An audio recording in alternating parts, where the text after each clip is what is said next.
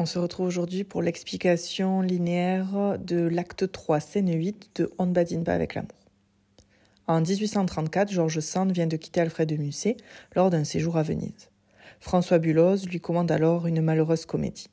On ne badine pas avec l'amour ne sera jamais joué du vivant de l'auteur. Lors de sa publication, la pièce est sous-titrée Proverbe, mais elle s'inspire grandement du drame romantique et de la tragédie. Perdiccas et Camille, deux aristocrates, ont tant de points communs que l'on pourrait s'attendre à ce qu'ils se marient de bon cœur. Pourtant, l'orgueil qui les caractérise, l'éducation différente qu'ils ont reçue, la conception opposée qu'ils ont tous les deux de l'amour les éloignent. Ils se prêtent alors à un jeu dangereux, celui du cœur et de la parole, entraînant dans leur sillage Rosette, une jeune paysanne. Au début de l'acte 3, scène 8, Camille se désespère auprès de Dieu. « Quand j'ai refusé de devenir l'épouse d'un autre que vous, j'ai cru parler sincèrement, dit-elle. » Mais Perdiccas, qui l'a suivie, comprend qu'elle l'aime et avoue à son tour ses sentiments. Cependant, personnages et spectateurs ignorent que Rosette assiste cachée à ses déclarations et va se donner la mort. Ainsi, nous verrons en quoi ce dénouement heureux puis tragique révèle les conséquences malheureuses du jeu du cœur et de la parole. Pour cela, nous observerons l'aveu de l'amour des lignes 1 à 14, un basculement inattendu des lignes 14 à 28 et la rupture définitive à la ligne 29. Nous allons tout d'abord commencer par le premier mouvement, l'aveu de l'amour de la ligne 1 à 14.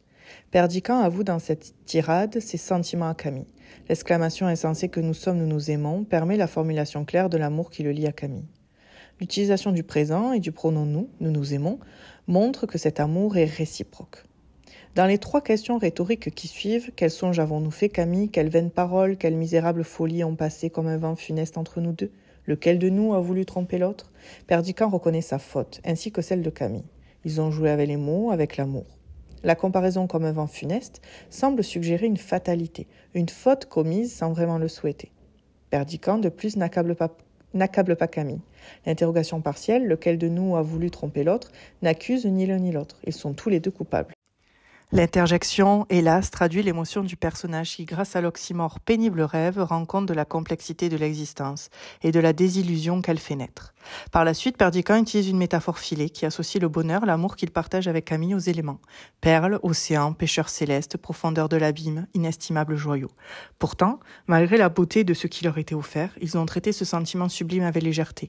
On badinait avec l'amour, en témoigne le champ lexical de l'enfance. Enfant gâté, joué. Par la suite, Perdiccas fait l'usage d'une deuxième métaphore filée qui confond la nature et la douceur de leur amour. Vert sentier, pente si douce, buissons si fleuris, tranquille horizon. Cependant, le rythme ternaire, la vanité, le bavardage et la colère révèlent que les défauts qui ont animé Perdiccas et Camille, mais qui animent plus généralement l'homme, ont été un obstacle. En effet, l'hyperbole, rochers informes, crée une antithèse avec route céleste, alliant grotesque et sublime et rappelant l'acte de scène 5 et la définition que Perdiccas proposait alors de l'humanité. Le monde n'est qu'un égout sans fond où les phoques les plus informes rampent et se tordent sur des montagnes de fange. Et c'est parce qu'ils sont humains qu'ils ont fait souffrir l'autre. La didascalie, il la prend dans ses bras, montre que les deux personnages peuvent vivre désormais leur amour. Effectivement, Camille, en répétant « nous nous aimons », déclare à son tour ses sentiments. Le rythme ternaire, ce Dieu qui nous regarde ça n'offensera pas, il veut bien que je t'aime, il y a 15 ans qu'il le sait, lui permet de placer son amour pour Perdiccas sous la protection de Dieu. C'est le verbe de volonté « veut » qui rend possible cette relation. De même, le complément circonstanciel de temps, il y a 15 ans, fait le portrait d'un Dieu tout-puissant. Il connaissait l'amour de Perdiccas pour Camille avant elle. L'exclamation « tu es à moi » traduit la passion du jeune homme, et le début de la didascalie, il l'embrasse, semble annoncer une fin heureuse, dans la mesure où les deux personnages, après avoir formulé leur amour par la parole, l'expriment en échangeant un baiser. Penchons-nous à présent sur notre deuxième mouvement, le basculement inattendu. Toutefois, la fin de cette même didascalie constitue un véritable coup de théâtre. Le pronom indéfini « on entend un grand cri derrière l'autel, montre que cette indication s'adresse à la fois au personnage mais aussi au spectateur. Ce hurlement constitue une surprise totale. C'est Camille qui, en utilisant la périphrase « ma sœur de lait », révèle l'identité de celle qui a crié. Perdiccas est abasourdi à cette annonce. L'interrogation partielle, comment est-elle ici, en rend compte. L'utilisation du verbe d'obligation, falloir, il faut donc qu'elle m'ait suivi sans que je m'en sois aperçu, indique une forme de fatalité. Camille et Perdiccas ne sont pas sujets de cette phrase, comme si le destin était intervenu. Effectivement, la tournure impersonnelle, il faut, suggère que cette fin tragique est irrémédiable, sous-entendant presque que rien n'aurait pu l'éviter. Alors que Camille ne paraît pas inquiète, persuadée qu'ils vont retrouver Rosette en vie, en témoigne l'impératif « entrons dans la galerie », Perdiccas est envahi par un mauvais pressentiment. Plus encore, le verbe de perception, sembler, précise qu'il a une vision prémonitoire. Le sang qu'il imagine sur ses mains font écho, tout d'abord, à une expression que l'on utilise lorsque quelqu'un est coupable d'un meurtre, avoir du sang sur les mains.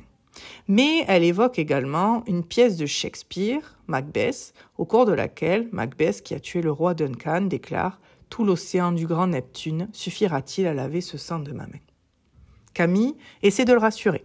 Elle fait référence à la scène 6, au cours de laquelle Rosette s'était évanouie en entendant Perdiccas avouer son amour à Camille. En utilisant l'adverbe « encore », elle croit, ou du moins elle essaie de croire, que les conséquences de ce jeu avec Perdiccas n'auront pas une issue fatale. Néanmoins, Perdiccas est en proie à la peur. Il n'ose se l'avouer, mais il sait au fond de lui où ont mené les jeux du cœur et de la parole. Cependant, il espère que Dieu lui viendra en aide. En effet, sa réplique se termine sur une prière. L'impératif « ne faites pas de moi un meurtrier » exprime la crainte qui le tiraille depuis qu'a retenti le cri de Rosette.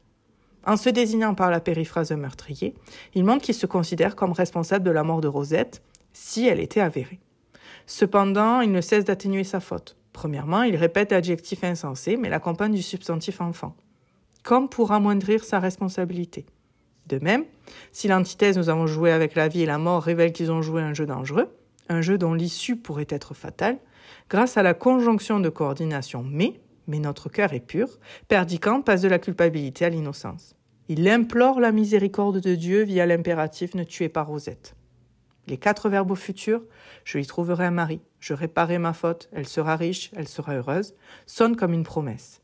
Il désire un dénouement heureux et le spectateur espère lui aussi que la pièce se terminera bien. Pourtant, le présent qui se trouve au centre de cette énumération de verbes au futur, elle est jeune, semble figé pour l'éternité Rosette, qui est et restera jeune. L'interrogation partielle est bien Camille qu'y a-t-il, met fin à la prière de Perdiccas. Il va s'agir à présent d'étudier le deuxième mouvement, la rupture définitive. Camille ne prononce que quelques mots dans sa dernière réplique, mais il s'agit de paroles qui scellent le destin des 2 cousins. La phrase brève « elle est morte » formule sans détour la réalité. Conformément à la règle de bienséance, la mort de Rosette a lieu en coulisses. Nous aurions pu nous attendre, cependant, à une tirade qui évoque la tristesse de Camille, son amour désormais impossible pour Perdiccas. Mais Musset fait le choix de phrases courtes, qui accentuent le caractère inattendu et brutal de ce dénouement. Grâce à l'interjection « adieu » et à l'apostrophe Perdiccas, Camille annonce la séparation définitive des 2 personnages. La scène 8 de l'acte 3 de On ne badine pas avec l'amour repose sur un véritable coup de théâtre. Alors que l'on pensait les 2 personnages heureux, autorisés à vivre leur amour, la mort de Rosette les confronte à leur culpabilité. La pièce prend tout son sens et Camille et Perdiccas qui ont badiné avec l'amour, qui n'ont pas écouté l'avertissement qui leur avait été fait, sont punis. Les jeux du cœur et de la parole n'ont pas toujours une issue tragique. Certains personnages séduisent, manipulent afin d'obtenir les faveurs des femmes qu'ils croisent, comme c'est le cas dans une scène extrêmement comique de Don Juan, scène 4 de l'acte 2, qui offre un véritable moment de comédie.